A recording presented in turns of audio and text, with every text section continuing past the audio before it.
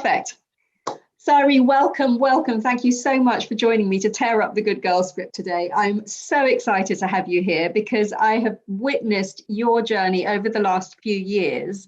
You have created Sheroes, which is a fantastic online space. In fact, it is the largest social network for women. So first of all, congratulations and thank you for doing that.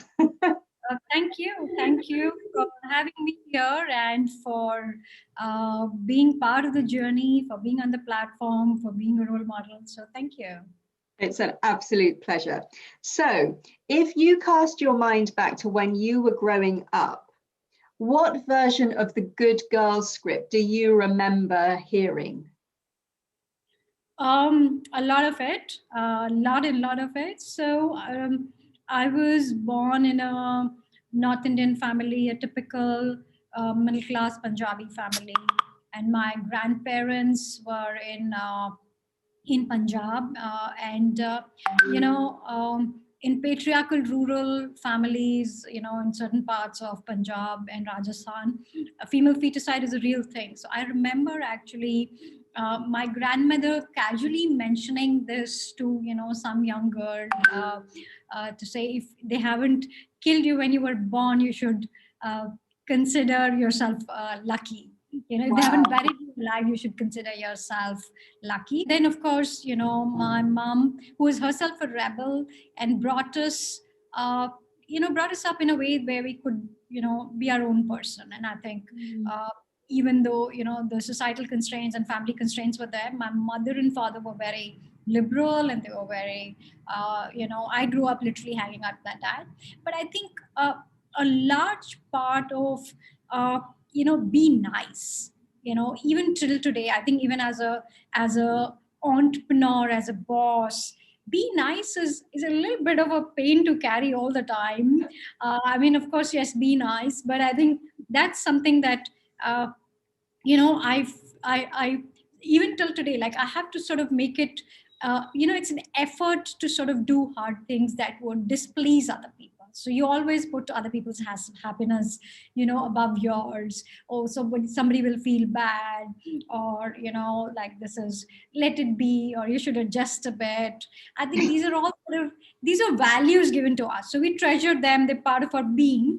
But obviously, you also, as you grow and you sort of evolve, you also question them. So be nice, adjust. These are all sort of part of the Good Girl script.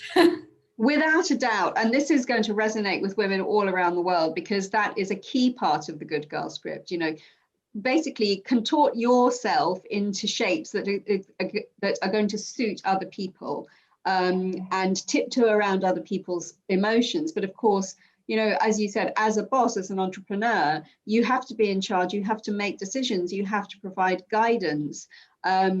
And that requires a different mindset. It requires an open mindset where you have clarity. Yeah. And it's about, I think it's replacing that Good Girl script of be nice with be clear. Be clear. Yeah, and be assertive. I think like you're not here to be popular or be, or to win everyone. I think trying to win everyone in the room is a wrong strategy, right? Like right. One of the greater part of self-reflection is to be able to pick your battles, right? Like as you grow, you learn to say no to what you want to say no to and say yes to what really appeals to you. And I think the traditional script doesn't make way for that. Basically, it's a very consensus first, approval driven, and it's almost mediocre if you ask me, because you're always stuck in the middle. And whatever you do, you're still going to get judged. I think the challenge is there's no winning this, because you will always be, a sandwich who will get judged from both sides. That's very well put. So if you think about your professional journey so far, what is the biggest challenge that you have overcome? So I think to begin with, the fact that I have a professional career is no less miracle. I'm the first woman in the family to sort of have a professional story, and an ambitious one at that. I was always ambitious. And I think a little bit of that ambition came because I grew up hanging out with my dad. And so as a kid, I never sort of mixed around with kids. I just wanted to listen to business talk. And my dad was a he has we always entertained at home. He was in sales and marketing, so we always had people at home and business talk at home. And I would sort of go to his office and pretend to work there and all of that. But I think that's where I got a lot of my confidence. And the challenge itself is that, hey, you're the first person who's going out. Like, I left home when I was 17. And I think, again, like today, a lot of my cousins sort of say, hey, she went, so we will also go, right? So it's so that their path has been cleared. And I think the other sort of uh, big challenge is, I uh, got to see the India tech and internet industry very early on. And we ended up building Sheroes, which is a women's platform. So a lot of traditional investors and the world still thinks that we might be a not-for-profit because we work with women, or something like, or we are not edgy enough. I think our claim to fame, or our sort of biggest challenge, is that we have put women's internet on the map, as a company, with the sheer scale and the kind of things and the amount of things we end up doing. So creating women's category on the internet at a very different level. And obviously it didn't start like this. It started with a lot of you must be an NGO, and do you work from home with your husband? Oh And my like, God. yeah, so a lot of stereotypes that you end up fighting. Or is it an investable business? Do you make money?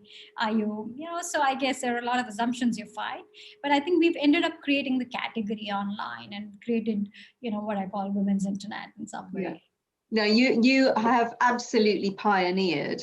And what you said about leaving home when you were 17 and clearing the path for your cousins, and also for women in your community and indeed around the world. This is a really key piece, I think, that whenever we tear up the good girl script, we don't only benefit ourselves, but we benefit the women around us, and we benefit the girls who are coming up after us. And this is so vital. And you are a living demonstration of what can be achieved when you path break and you pioneer. And I really want to also appreciate your dad and your parents as a couple for supporting you, and your dad enabling you by allowing you to be present for all of that business talk at home. So it really seeped into you. I've noticed that we really absorb the things that are in the air around us. You sort of breathe it in, don't you? So that is fantastic. What would you say are your top 3 tips for other women to help them to continue to tear up the good girl script? Absolutely. I think number one is be at it. I think it's not a one-time thing, like you will do it at every stage in your life, with different things, sometimes by marrying the person you love, or by not marrying, or by sort of protesting, keep your voice. But I think it's important to sort of be consistent. I think people, you end up building credibility for yourself and other people when they have seen this perseverance and persistence for a long period of time. And I think of it almost like sports training. Like, you have to show up on the ground every day and then fight the battles and train and all of that. And the other is, don't be afraid to be unpopular. Actually, when you give up your fear of being unpopular, that's when you actually become popular. Because like, you pretty much have a unique opinion about, like, you're uniquely you, right? You're not trying to fit in, you're not trying to be a sandwich, you're not sort of worrying about what will people say.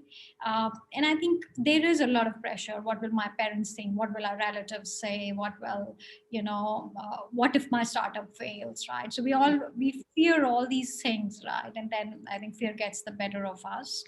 And third is, I think what you said, you don't know who's getting inspired by you. And it can be as simple as looking at a simple post, and I see that on Sheroes, a lot of women. So it's a very, hey, she can do this, I can also try this. Oh, I think I like to write a poem, but I'm not sure whether I can write one.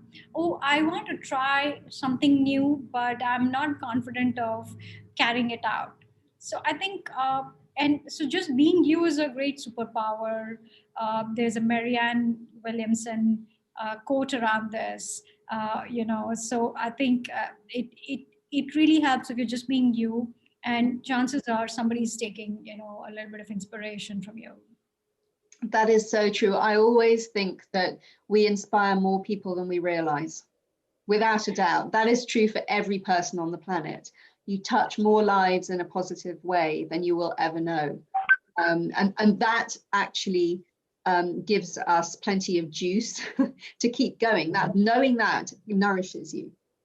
Absolutely, absolutely. And we see that behavior on Sheroes. Like, people have started writing, people have published books, people have started businesses. And I think, yeah, it's a network effect.